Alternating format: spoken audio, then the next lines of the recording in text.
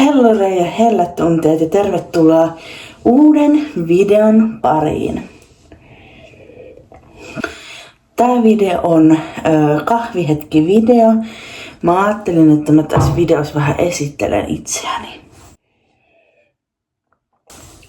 Tosiaan mun nimi on Oliver, mä oon vuonna 2002 syntynyt ja asun Hämeenlinnassa.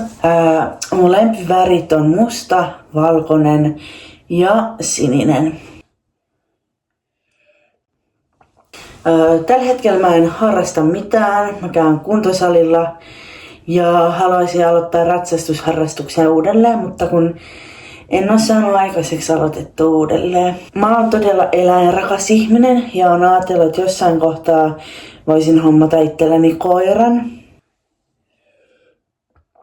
Mä tykkään esimerkiksi käydä kirpputoreilla ja mä oon varsinainen kahvin suurkuluttaja. Mä tykkään tosi paljon kuunnella musiikkia ja mun lempiartisteihin kuuluu Queen ja Kaija K. Ja Nightwish on myös hyvä. Siis mä haluan näyttää teille nyt tähän väliin yhden mukin, minkä mä löysin joskus kirpputorilta. Tämmönen homomuki, heteromuki on pesussa. Niin kun täydellinen. Mulla on myös silmälasit, mutta mä harvemmin käytän näitä. Joo. Mä oon ammatiltani lähihoitaja, mä oon valmistunut keväällä 2021. En ole tällä hetkellä töissä, mutta etsin koko aika töitä. Tosiaan mä oon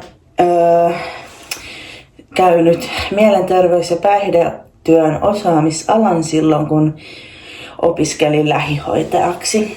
Mun haaveammatti on esimerkiksi terveydenhoitaja.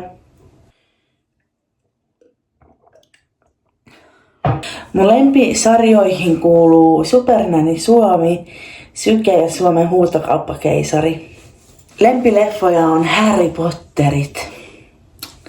Mä luen jonkun verran kirjoja ja tällä hetkellä mulla on kesken Elina Tiilikan Myrsky-kirja. Mä oon jo yli puolessa välissä. Ja tää on mun mielestä oikeesti vaikuttanut todella hyvältä kirjalta.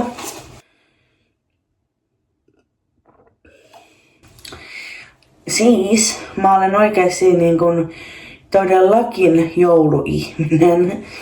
Mä asun tämmöisessä niin kun tuetussa asumisessa. Mä oon asunut Hämeenlinnassa nyt jonkun noin 4 kuukautta ja oon todellakin viihtynyt täällä. Sitten kun mä saan kokonaan mun huoneen siivottua, niin mä ajattelin, että mä teen teille room tourin. Mut joo, tämmönen video tällä kertaa. Kiitos kun jaksoitte katsoa. Me nähdään ensi videossa, joten bye!